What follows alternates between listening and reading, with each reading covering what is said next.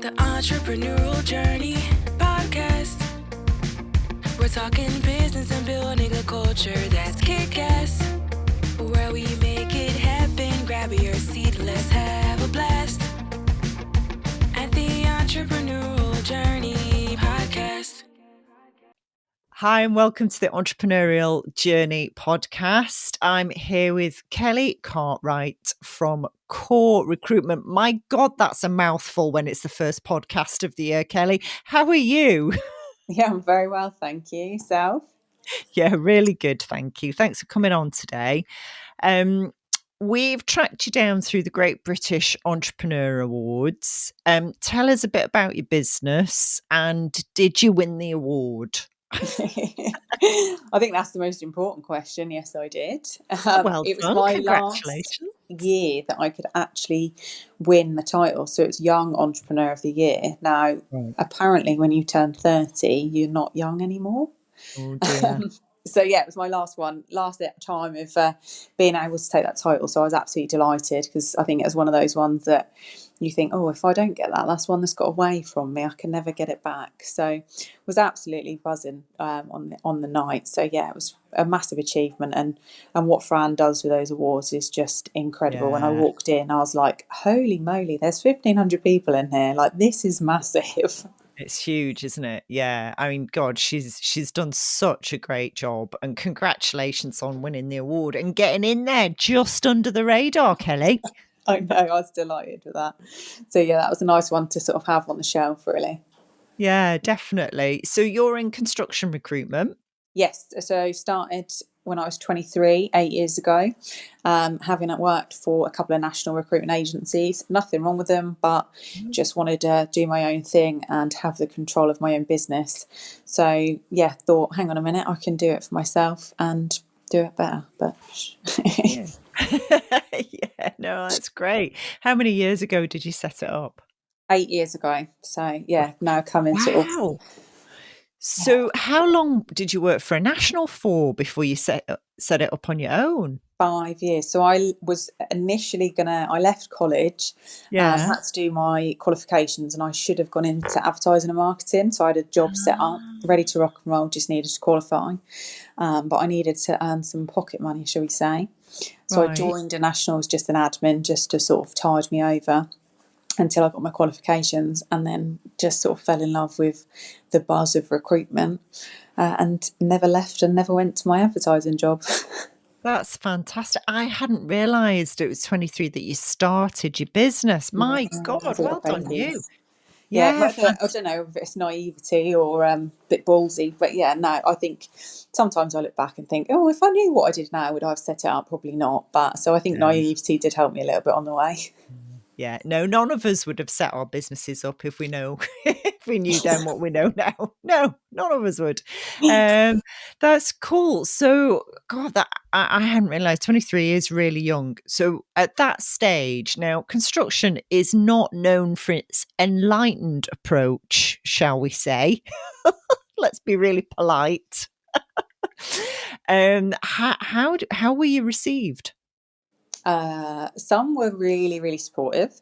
Great. I've built up some good relationships in the first 5 years, and people were really on board with it. But then I also had people that really weren't on board and were a bit like, what the hell do you know? You're female, you're 23, you've never run a business before. Are you having a joke? Yeah. So that, for me, I'm always a bit of a competitive person, so I just use that as fire in my belly. And I was like, do you know what? I'm going to prove you wrong, and I'm going to give you one of them as well. So yeah, good. Yeah, no, quite rightly so. That I still don't get in this day and age when we know that you can pretty much tackle anything at any age, any stage, male, female, black, white, nobody cares, why some people still have those attitudes. It still astounds me today. But anyway, there we go. You've overcome it. And you have, I looked at your website, I lost count of the number of awards that you've got. And I stopped trying to remember them all. You've won a lot of awards, Kelly. Yeah, it's quite staggering actually when you do sort of take a step back and look. You think, blimey, Yeah. I need another shelf. Yeah, no, you do, and well deserved. So what was it like, kind of, I don't know, day one, because we have a lot of budding entrepreneurs listen to this, as well as people who've been at it for years. So day one, you're 23, you've left the big national. What was day one like for you?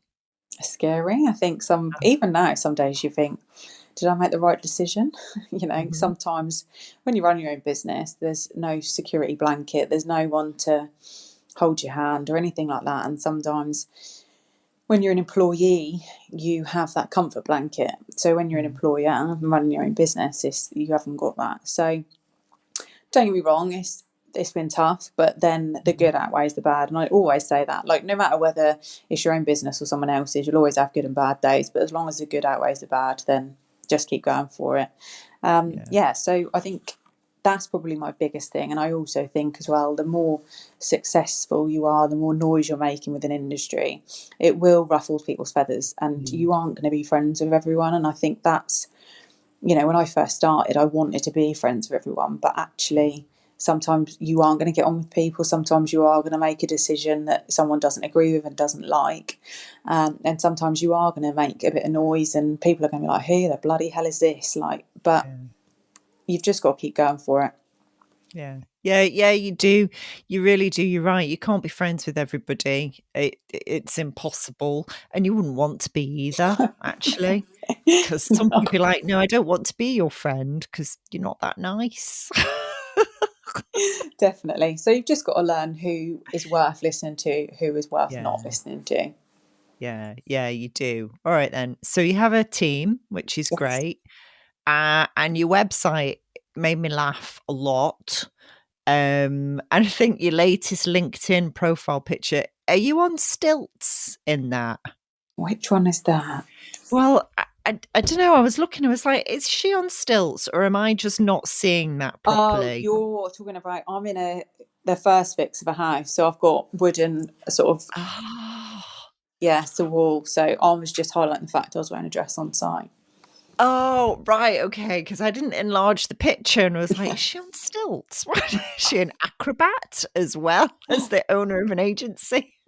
Yeah, why not? I'll just add another string to my bow. Yeah, definitely. But your website is funny. I like it, and you're showing you and your team as real human beings, and that seems to run through your business. What was, some people go, that's quite a brave move, but what was that, a natural thing for you, or do you know, have you always been like that? I think the longer I've been doing what I've been doing, the more open and honest I am with things. When you Right. first, you want to blag it, you want to be like, oh, aren't we great, and all this sort of stuff. But actually, I think just being human is Mhm. missed. And I think, especially, a lot of people say, oh, you're inspirational, blah, blah, blah. And I think actually you've got to be authentic. Yeah, you do. Sometimes we all do it. We look on social media, we look on LinkedIn and Instagram and look at everyone's like life and how amazing it is. And actually, the reality is that's pretty much bollocks. Like they've just Yeah. posted the good bits. Yeah. And I think actually, our approach is just being human. We get construction. It's very different from different sectors. If I was recruiting for, I don't know, legal, it'd be very different conversation to what I would with, I don't know, scaffolder, for example. Yeah. And I think when we first launched the website, it was very much, we're about this and this is what we do and aren't we wonderful and all this, that and the other. And actually I thought, no, let's just be real. Like, we're a no nonsense, no bullshit, no suits. We are immersed 110% in the industry. If you want to call me a dickhead, call me a dickhead. It won't offend me. But that's the language you hear on site. It is. It really is. I've done a ton of work for construction companies over the years.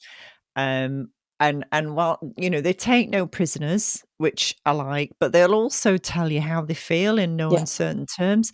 And actually, I prefer that. Yeah, 100%. You know where you stand straight away. Yeah, completely. You can't be a shrinking violet in construction, definitely not. You've got to be able to handle some fairly strong banter, shall we say? Yeah. Definitely. And and you can't get upset about things that, you know, swear words and things like that. But as long as what I've found is that honesty has been good in construction, and they actually, at the end of the day, look after each other quite well. I Yeah. have noticed that. Have you got a nice community now? You've been established for 8 years. Oh yeah, I'm really lucky. Like, we've got a lot of clients and candidates that work with us for a long time, and Yeah. you sort of get to know people, you know, when you're going out to see them and you're doing the business meetings, but you still know, you know, I don't know what their wife's name is or how many kids they've got, that sort of thing, and you can have those conversations and have a genuine interest. So that's been really, really lovely. And I think, you know, it's all about, just for me, being authentic. I might be the owner of a successful business, but I'm human, just like everyone else. We're all human, and I think sometimes you need to use your status and, you know, your position within the business to actually be like, we're all just human. You know, we all Yeah. live and breathe the same air. We've all got opportunities, and I've not been, you know, put on a pedestal and been given an opportunity. I went out and grafted for it. So I think that's why we sort of then took the approach of, this is who we are. This is why our website reflects who we are. And for me, if you don't like our website, then we're probably not the right recruitment agency for you. So Yeah, totally. Yeah, yeah, definitely. When did you take on your first member of staff? So I was quite lucky. I had one from Mhm. day one, because you can't do it all on your own. So There you yeah, go. we're a team now. We're a team of 5. Keep it nice and tight knit. It's all about Yeah. service and all about relationships. You know, you see a lot of agencies that have massive headcounts. Then you don't know who you're dealing with. It's just a name at the end of the phone, and then you don't have that relationship, or they divulge into different sectors. I don't want to be the biggest, but I want to be a specialist at what we do and do it well. So. Right. No, fair. That is lucky from day one. Was that your payroll lady? Because I saw on the No, web. no, it wasn't actually. So it was my right hand lady, Sarah. So I did work with her at one of my nationals. So we had a good relationship from obviously previous employment. And yeah, Right. it was a natural, you're coming with me sort of thing. Oh, brilliant. Oh, that is nice to have somebody that you can trust like that. That's really Yes. good. When I set my agency up back in the dark ages of 1999, Wow. in fact, 97, I set it up, I think. Or was it before? I forget. It was a long time ago, Kelly, put it that way. I set it up with somebody that I was working with as well. And that worked really well. And I actually, in the end, recruited the old office manager from the National that I work with. Mm-hmm. She still does my bookkeeping Oh, 30 wow. years later. That's amazing. I know. She still does my bookkeeping. It's fantastic. Great. So you're keeping it niche. Does that mean you're going to go outside? Well, you must. Do you recruit across the UK for a start? No, so we just No? only do East Anglia. We Okay. do work with clients that work nationally, and we do support clients if they request us to, because obviously you do build up a relationship. So prior to Christmas, we were doing some stuff in London with one of our contractors that do sort of hotel refurbs. So we Okay. support them, but I wouldn't go, oh yeah, we cover London, because we don't. Right. Like I Okay. say, it's easy to lose. If you spread yourself too thin, you lose everything that you've worked really hard to be known for by just Yeah. going spread yourself too thin. You lose the service element. I'd rather stick to, you know, a strong geographical area that everyone knows us. They deal with us. We're not just on the phone. We're face to face, and then you Yeah. get known for the good reputation, not somebody that's gone, yeah, we'll do everything, and then just a Yeah. shit at everything. Yeah. No, I quite agree. Although it sounds as though already that organic growth is kind of leading you to other places, which is Yeah. really interesting. And I guess with really good clients, you can go with them a little bit, can't you? Yes. Which is nice. Do you have a big grand vision for the business, Kelly? No, everyone always asks me this, and Yeah. I don't know, you don't take anything for granted. You know, No. the industry, we all know the market's really volatile at the minute. So I Mm. just think, you know, just taking it each day as it comes, as long as, you know, we're doing all right, the girls are all earning and they're coming to work, they enjoy their job, and they're going home with a decent paycheck at the end of the month. That keeps me happy. And, you know, for us, about the service and about the clients and the candidates. So I don't think there's like some grand vision, but who knows? If an opportunity presents itself, then we'll roll with it. Yeah, it's quite a nice way of working, that, actually. Really nice way of working. I think there's so much pressure as, oh, what do you want to do? Where do you want to be by the time you're X age and blah, blah, blah. And I think, we've all been there, done that. And then COVID come about and that screwed everyone's plans up. So I think sometimes it's just take each day as it comes and see what happens. I'm a bit of a good karma will come back round and good karma will land. That's a really nice philosophy. Do you come from an entrepreneurial family? Yeah, so my mum and dad had their own business, randomly in balloon decorating. So I was exposed from a very young age to running a business. So they must have been 9 or 10 when they set up their business. Right. And they did sort of rope me in most weekends and stuff, which was fine.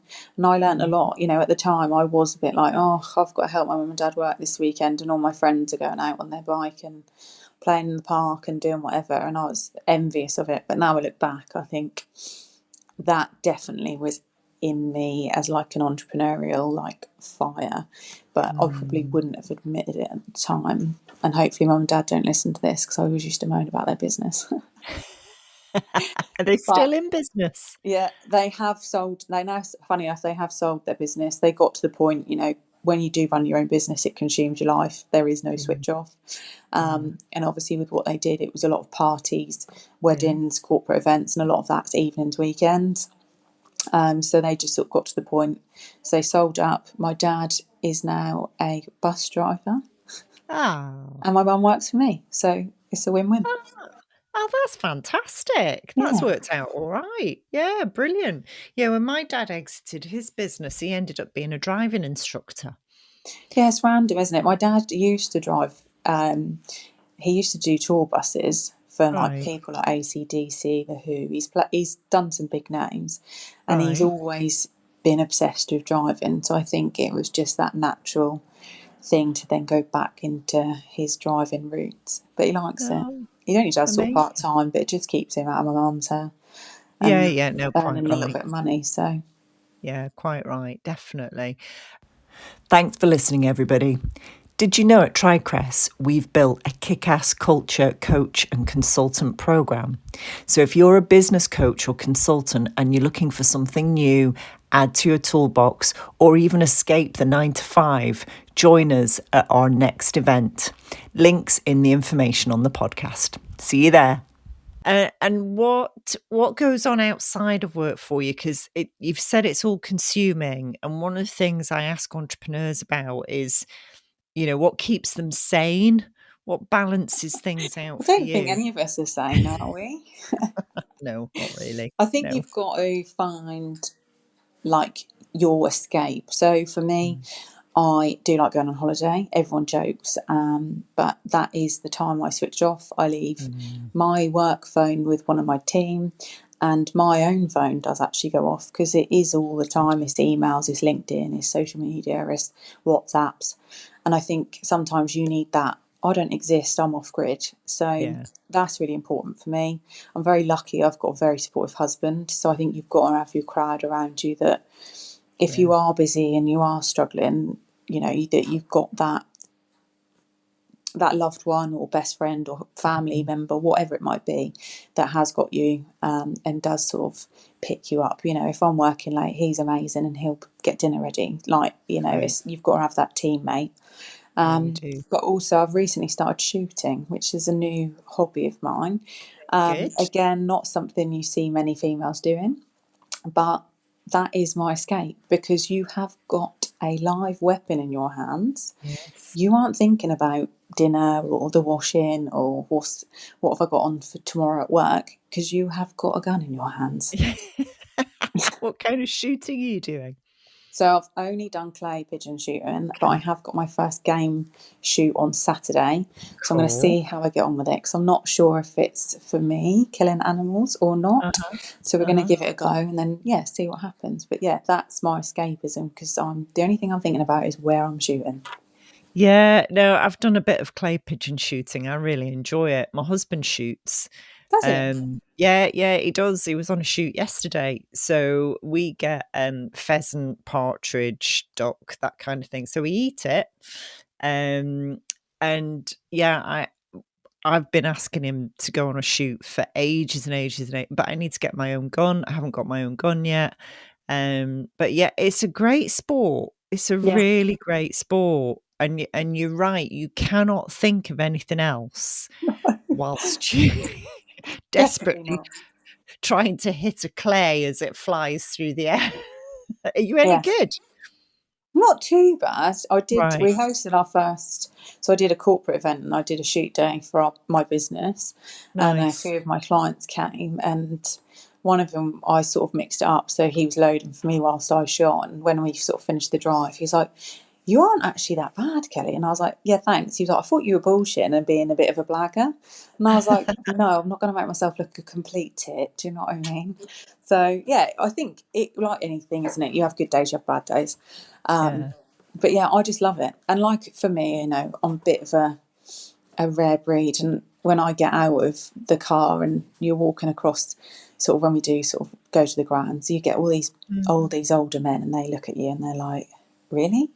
And then Yeah. obviously you think, "Well, yeah, I'm going to show you how it's done." So you get your gun out and you crack on. And then Yeah. but it is funny because I had it once. We went on an individual day, and this older chap, very well spoken. He's like, "Oh, have you shot much?" And I was like, "Oh, no, not much." I thought, I'm going to play it down a little bit. And then at the end of the drive, he's like, "Oh, you're very good." And I thought, yeah, you underestimated me. Yeah. Yeah. People do. People do at their peril, Kelly, Yeah, at their peril. exactly. I had a great friend years ago. She was brilliant. She had bleach blonde hair piled up. She was covered in bling. She had the big lashes, the big nails. She dripping in jewels, and people underestimated her all the time. She had a first class honours degree, chartered accountant, first time and all that. One of the smartest people I've ever met. And she would sit in a room, and the people were in the room, usually blokes, would just think they could run rings around, and she caught them out every time. Good on her. Yeah, I know, phenomenally successful woman. But the same, I think, goes for younger people.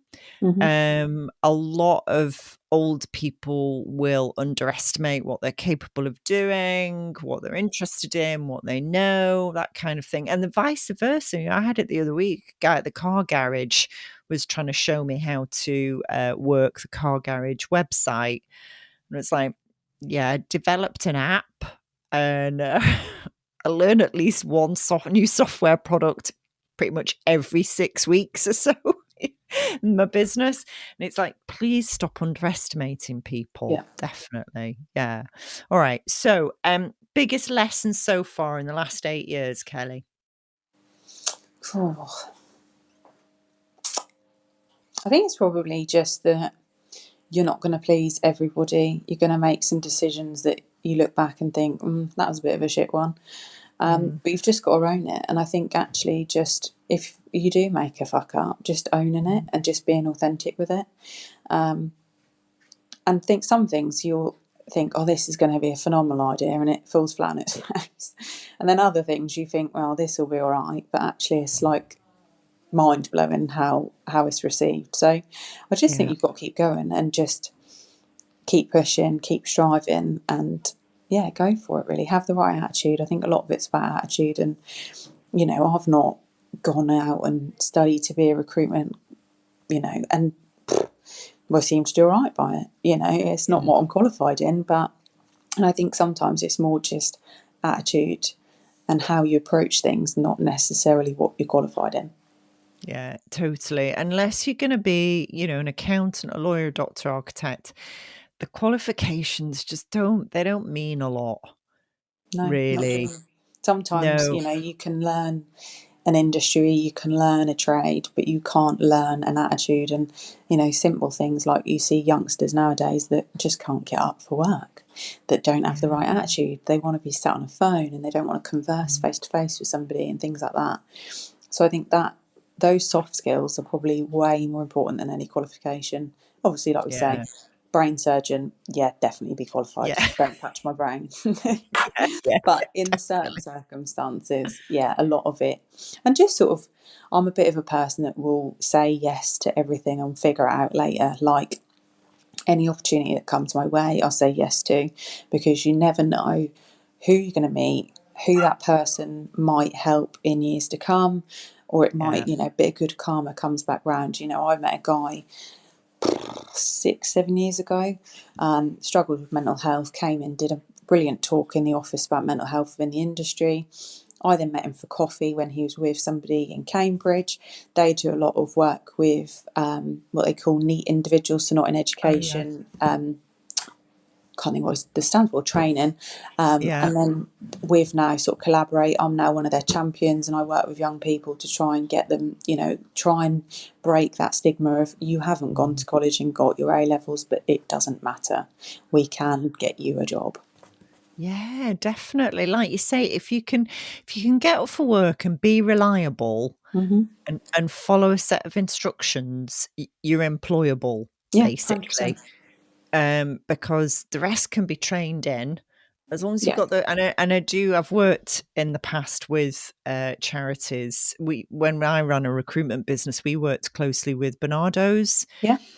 And they had that scheme where literally somebody mentored a young person to get them up in the morning, to make sure they had the right clothes, to make sure they got on the right bus. I mean, really had to hold their hand, because nobody had ever done that for them throughout their whole lives, which is so sad apart from anything else. But once people get that support, then they can do just fine. They can be really successful. Definitely. And it often is that those little tiny things that make a big difference, which is great. Don't dismiss. You're right. Don't dismiss people that you think. I met a guy before Christmas. It was the last meeting I had before Christmas, and I was like, oh God, how's this gonna go? Turned out to be a brilliant meeting. And I, being a human being, had underestimated him, and he was fantastic. And we're actually going to use his service because it was so good. I think we all have to be aware of that, don't we? Definitely. Yeah, absolutely. And I'm a bit of a believer in good karma. I think if you do a good deed, it will come back round. And I also think if you have a bit of bad karma, it will bite you in the bum. Karma's a bitch, but only if you are. Yeah, exactly. And I know it sounds a bit cliche, but I think there's a lot to be said for that. And you sort of, everyone I come across, we deal with everyone from on a building site, from labourer all the way through to construction director, and I treat everyone exactly the same, because all right, they might be a labourer now, which everyone thinks is the lowest of the construction world, but in 10 years' time, that person could be a construction director. And as long as you treat them the same, it doesn't matter what their title is, they will remember that, and it will pay dividends. And when they are the ones that are in control of what agency they can use, they'll be like, do you know what? She's always treated me, no matter what level of position I've been at, exactly the same. And that's why we want to use them. And I think sometimes that gets overlooked. It does. One of my clients is a cleaning contractor company, and they call their cleaners operatives, and they have a policy that's built into their culture, which is a no walk by policy, which means they stop and say hello to everybody, no matter whether they're emptying the bins, mopping the floors, doing whatever. And you're absolutely right. You have to look after everybody. I don't care what job title they've 100%. got. Yeah, totally. Good. Right. If your business had a character or a personality, how would you describe it, just totally Kelly? cut out. I lost you then. Yeah. Oh, I lost you there. You're back. So if your business had a character or a personality, how would you That's a describe it? really good question. I think authentic, and I do just think we are a little bit, I don't know. Yeah. I don't know. That's a really good question. Never thought about it. That's well put me on the spot, actually.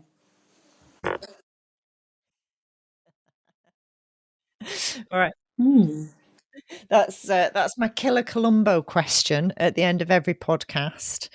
The other way to think of it is if there's like somebody in history, in films, or I don't know, politics, sport, or whatever, or a teacher, I or think for somebody me, that you somebody like admire, a Karen or you think, Brady oh, I is like them. no Music bullshit. doesn't You matter. know, she's suffered with being female in obviously the football world, and people assuming she's a footballer's wife, and actually she was the CEO. You know, so I would probably say a bit like a Karen Brady. Yeah, she was young. I can't remember exactly what it was. I have listened to her Definitely. And on wasn't she Stephen CEO at Bartlett's 23 as podcast, well? but I can't remember the age off the top of my head. But yeah, and she was a bit like, "No, hun, I'm not the footballer's wife. I don't need that. I'm actually the new boss." She was. Yeah, Yeah, no, I'm with you on her. I saw her talk years ago and I've loved it ever since. Yeah, brilliant, brilliant thank woman. Yeah, definitely. No, totally. Great place to end. I you. wish you all the success in the world. I I would don't think my imagine I'm going to wardrobe see you could win more cope with any awards. more at I the will moment. stalk It's you new on LinkedIn. hairstyle, I've new sent you a makeup, new connection dress every request. time.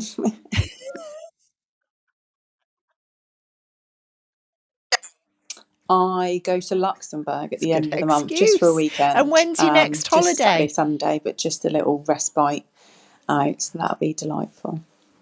Nice.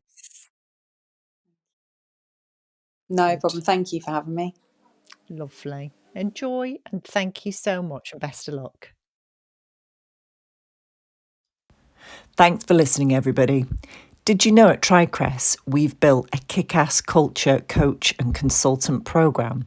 So if you're a business coach or consultant and you're looking for something new, add to your toolbox, or even escape the 9 to 5, join us at our next event. Links in the information on the podcast. See you there. The Entrepreneurial Journey podcast. We're talking business and building a culture